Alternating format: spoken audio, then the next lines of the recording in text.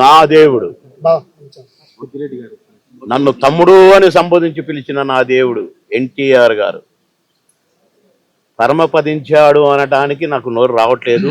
అసలు రావటానికి వీల్లేదు. ఎందుకంటే భూమి ఉన్నంత వరకు నా దేవుడు బతికే ఉంటాడు. శకపురుషుడు.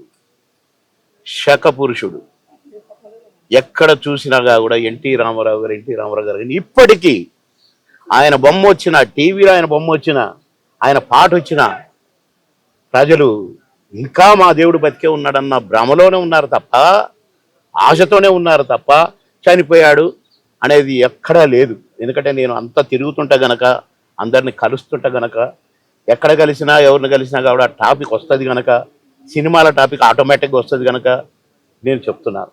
కనుక శకపురుషుడు నా అన్న ఎన్టీ రామారావు గారు.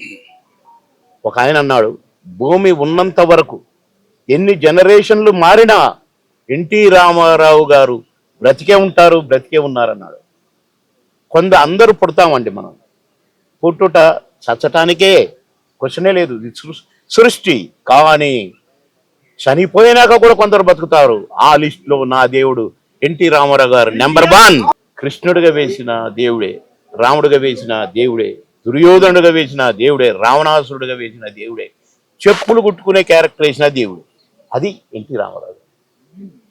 అలాంటి అన్న మన అన్న అవ్వటం, మనందరి అన్న అవ్వటం, ఇప్పటికీ కూడా ఎన్టీ రామారావు గారు జిందాబాద్ అని అంటూ ఓట్లు కూడా వేసి మొన్న పంచాయతీ ఎలక్షన్లో నిరూపించారు. అన్న భక్తులు. మనం అందరంగా కూడా అన్నగారి భక్తులమే. ఆ అన్నగారు మళ్ళీ పుట్టాలి, మళ్ళీ ఒక నటుడుగా వెలగాలి, మళ్ళీ రాష్ట్రాన్ని పరిపాలించాలి.